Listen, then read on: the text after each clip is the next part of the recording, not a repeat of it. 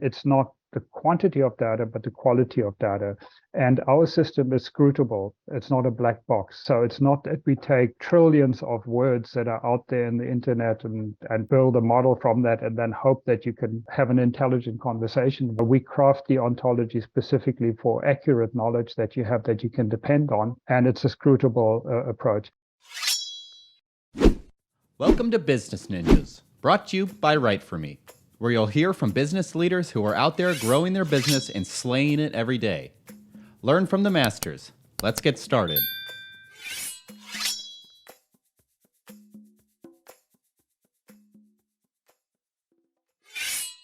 Hi, and welcome to another episode of Business Ninjas. I'm happy to be here today with Peter Voss, founder, CEO, and Chief Scientist of Aigo. How are you doing this morning, Peter? Great. How are you? I'm good, thank you. Thank you so much for spending some time with us.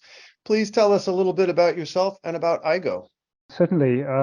So I actually started off as an electronics engineer, started the electronics company, and then fell in love with software, and my company turned to a software company.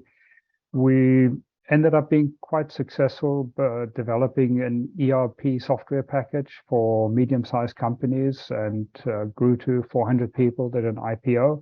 And that's really where my story about AI starts, because I had enough time and money on my hands to say, well, what big project do I want to tackle? And it's really, how can we make software more intelligent, that it doesn't just crash or give you an error message. How can we get software to actually think and reason and learn and have common sense? So I took off 5 years to study all different aspects of intelligence to really deeply understand, what the problem we're trying to address here. And so in philosophy, epistemology, theory of knowledge, cognitive psychology, how do children learn? What do IQ tests measure? How does our intelligence differ from animal intelligence? All those different questions I explored in depth. And also, of course, the work that had already been done in the field of AI. So that 5-year journey then culminated in me coming up with a design for a prototype for a thinking machine, a machine that can think and learn and reason the way humans can in principle. Of course, it's a very hard problem. So then over the next couple of years, I started an R&D company where we basically took my ideas and built various prototypes and experiment around, and then ended up developing a platform which we commercialized in the call automation space. Automating the thing that everybody hates. You call into a company and, whenever I tell people what my work is, they say, yeah, I hate these things. Always just press 0 to get to an operator. Well, my response is, you'll hate ours a lot less. Well, in fact, you'll love them. So that's what I've basically been doing for the last 15 years, is to alternate between moving the technology forward, making it more intelligent, getting closer to human level understanding, and on the other hand, commercializing it and, getting both the feedback of how the system works, and obviously also to get money to fund the ongoing development. My current company, Aigo.ai, we call it a chatbot with a brain. Mm-hmm. So our focus is on conversational AI, and the difference between ours and pretty much everybody else's is that ours has a brain, has a cognitive engine that can deeply understand what's going on, can use context, can remember what you said in previous conversations and reason about things, and so that's what I'm doing. Excellent. And well, first of all, I commend you for taking your IPO money and expanding your mind rather than sitting on a beach on an island somewhere. I know that many people, that is the brass ring. I get bored after 3 days on the beach, or maybe even 2 days. What's your company's niche? So this is chatbot with an AI. I assume you are serving large enterprise companies, or who are your customers? At the moment, we are focusing on large enterprise customers, and that's just more the practicality. To do a really good job, you really want to understand the company's business well, and do deep integration. So, you have to deal with hooking up APIs and building ontologies that really understand all the business rules. So for that reason, we tend to work with larger companies where, the payoff, the cost benefit ratio is just a lot larger. So typically we aim at companies that have large call centers. So one of our big customers is 1-800-Flowers, a group of companies. It's, Harry and Dave, Popcorn Factory, and so on. It's actually 12 different companies. They found us, in fact, through a podcast. They had tried to implement an intelligent chatbot to offer a concierge type service to their customers, that the chatbot would actually remember who you are and have this hyper personalized experience. And they went through 3 different technologies and failed, on each one of them, and finally settled on our technology. And that's sort of an ideal case for us, where we have a forward-looking enterprise customer who will actually, make things happen, to really utilize the technology in the best possible way. So typically, our customers would be large corporations like, banks, in the medical field as well. Now, this can be enterprise customer facing, or it can be enterprise internal as well. So companies that have, a lot of employees will have large HR departments or tech support within the company, and we can help them automate that and streamline that as well. We also have sort of not quite consumer facing, but for example, for diabetes management, a company that offers individuals to help them manage their diabetes. Aigo can be used as again, hyper personalized assistant to help people manage their diabetes or their, stress levels or whatever. Or it could be for a salesperson to help them manage Salesforce. So anywhere where you have conversational AI that where you need some level of sophistication and where, deep understanding and memory makes sense, that we're really industry agnostic. It sounds like the possibilities are endless. Are there any language limitations? Is this multilingual? So at the moment, our focus is on English. We are actually working with a number of clients for adding different languages. But because we have an accurate, not just a statistical language model, so our language model is not so much about big data, but it's not the quantity, it's the quality of the data. Mm-hmm. So building ontologies and deep parsing for different languages takes some effort that we in the process. So right now it's English, but we are adding other languages. Oh, excellent. I would say, what makes your brand stand out from the competition? Do you have much competition at the moment? We have a brain. We have a chatbot with a brain, and all the other literally hundreds of chatbots don't have a brain. And that's a bit of an accident of history, actually. Statistical systems, big data, machine learning, deep learning has been so incredibly successful over the last 10 years that it's sort of sucked all of the oxygen out of the air. So, if you want to get funding, you've got to be in the deep learning, machine learning space. You want to do a PhD or, degree, that's what you've got to get. You want to earn the big bucks, that's where you go.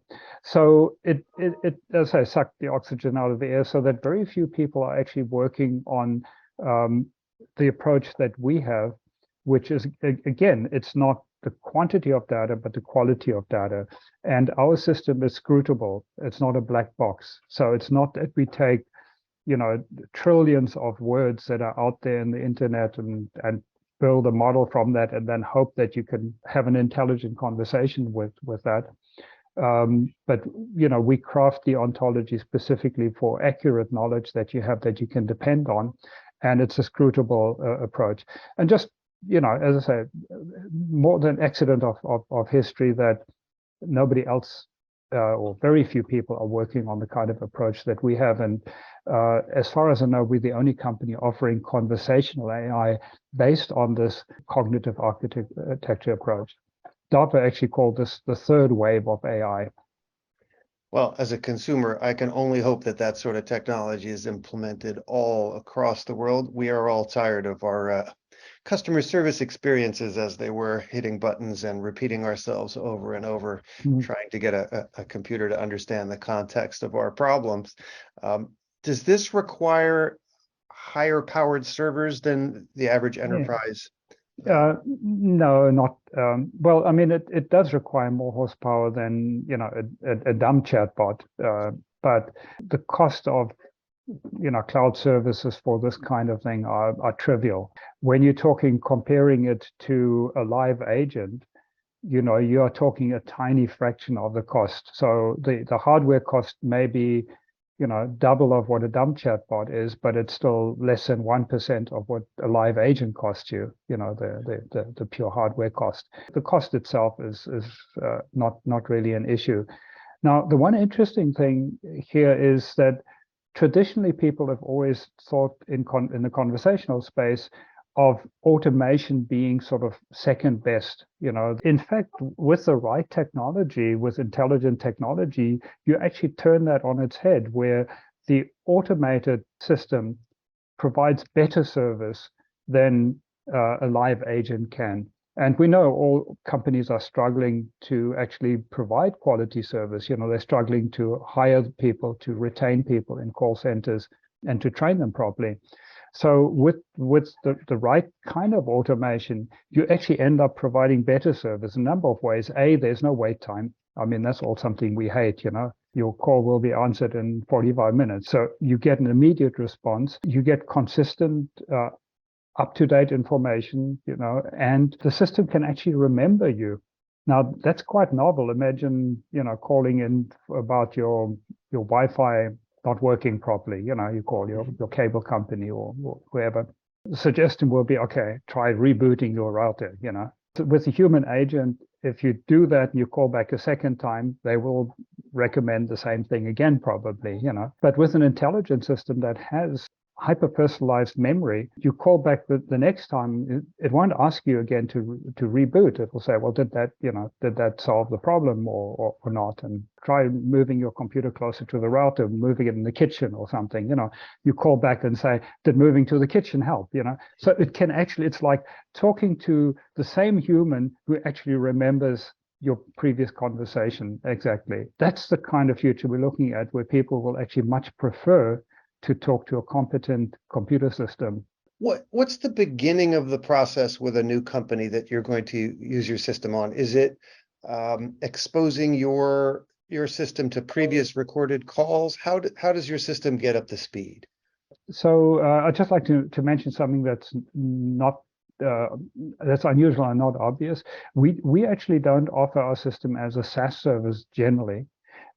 We actually provide the technology and deploy it behind the customer's firewall, which companies are actually very happy about, because they're happier, sort of security, and they have more control over it. So we provide the technology, and we provide them with the expertise to implement the system. And it's really, the starting point is always to understand their business. So it's a bit like as if we were employed to work in their call center and help them. So what training material do you have? What do we need to know that isn't just common sense knowledge? What do we need to know specifically about your business? And what APIs do we need to call? So it's not a big data system, a big data approach where we try to sort of statistically say, what's the average conversation look like? It's more specifically, what are your business rules? What are the ontologies? What are the words that we need to know that are unique to your business? And where can we get the data from? What are the APIs? What data do we need to update? And then basically you design the goals that the system has to achieve. You design those using certain tools. So it's really starting with business analysis, understanding the business. So in terms of generating revenue, are you actually selling the systems lock, stock, and barrel? Is this a contractual? We license it, and we have various possibilities to charge per conversation, per customer, per, but it's basically licensing our technology. And, we provide the ongoing support at whatever level. Some of our customers really want a complete turnkey solution where we actually on a daily basis monitor conversations, continually update the system as products change, as markets change, demographics change, and so on. So where we totally manage, it's a completely managed service. And on the other extreme, we would basically just provide the image for the cloud service. And then as we have new releases of our product, we will just give them an updated Docker image, basically, of the program that they can then update their cloud services. The last couple of years have obviously provided challenges and opportunities for companies. The need for customer service in the last couple of years, as everything is remote, I would think has exploded. Tell me about the problems, challenges, and opportunities that COVID has provided for Aigo. Yes, certainly. I mean, as you say, there's a lot more support. There's a lot more done online. So any online business has, grown tremendously. But also the challenges in contact centers have grown significantly. I mean, it's just a lot harder to get people and to train people. So, really across the board, it's really a good opportunity for our kind of technology. I would imagine as fast food chains raise their minimum wage to $20 an hour, it is harder and harder to get people to sit by a phone, which gives your company even more opportunity. I've always scratched my head at the corporate concept of what is cost effective, meaning outsourcing your call center to another country with someone who has a script. And I'm sorry, but their command of the English language is not particularly good. Mm-hmm. So I have to repeat myself 3 times to 3 different people before I eventually get shuttled off to the United States anyway. So now I've touched 4 employees over the course of an hour. It's not possible that that's cost effective. Right. I would imagine that doing business with Aigo would be a much better option for them and for me as a consumer. It would keep me as a happy customer instead of what I go through. Yeah, absolutely. I'm constantly amazed at how bad the decision-making process is in many large companies. The kind of thing you mentioned, that somebody couldn't figure out that actually it's costing them more money to do that. Or, what shocked me when I first got into this business 15 years ago is how many companies, for example, don't transfer knowledge when you get transferred, from one department to another department, or from an automated system to a live person. They don't transfer the knowledge, and how reluctant they were. Oh, that's going to cost extra money, And I mean, that's kind of the number one, well, maybe the number 2. Number 1 annoyance is waiting for 40 minutes to talk to somebody. But the next most annoying thing is you get transferred to somebody else and you have to tell your whole story again from the beginning, authentication, everything. I mean, that's extremely annoying and it's totally unnecessary. And yet so many large companies are guilty of that, and as I don't understand it.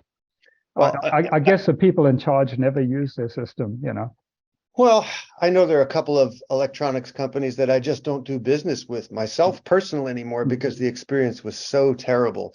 To lose my business over $100 device that you just can't possibly make good on a warranty because your customer service system and your automation is terrible, and it takes 5 hours of calling over the course of 2 weeks to get the job done. I'm going to someone else for my business. So we're fixing that.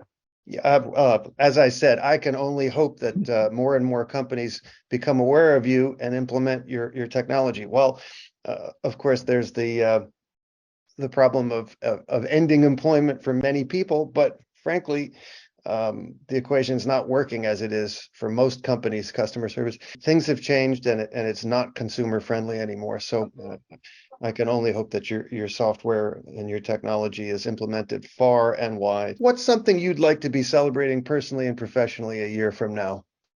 Having a whole lot of new customers. That's what it's all about. This, the satisfaction of actually seeing our system out there doing its job while on the one hand, I'm very much into the theory of intelligence and very interested in philosophy and all sorts of theoretical aspects of things, there's still the greatest satisfaction is actually seeing it working in the real world, solving problems. That's what I look forward to.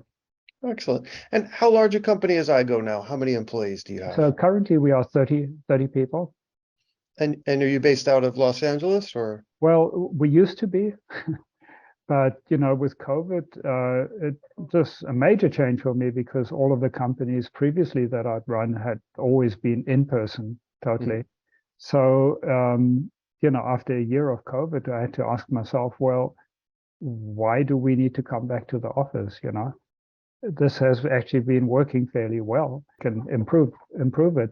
And the big advantage is we now have half of our staff are, all over the world, in fact. So it gives us a much better opportunity to get the best people. We don't have to compete with Apple and Google here locally. We can get people wherever they are. So that's been a big change for us, but it's changed for the better. Well, please tell the people where they can find you, what your URL is, and what social media channels you use. Yes, so it's aigo.ai, aigo.ai. And I actually have quite a number of articles that are linked from the website. We also have some demos showcasing our technology, various experiments we've done actually for help an elder companion on how Aigo could potentially help an elderly person living by themselves, help them manage their lives. These are not mock-up demos. These are actual demos that we've done. So yes, aigo.ai, you can get there. You can also find me on medium.com. I've written quite a few articles on various topics about risks of AI and statistical systems. So yeah, that's where you can find me, or can also email me, peter@aigo.ai. Peter Voss, it has been a fascinating pleasure to spend some time with you today. Thank you so much for being a guest on Business Ninjas. I wish you and yours and your company all the best. I think it can only help all of us in the future. Well, thank you so much.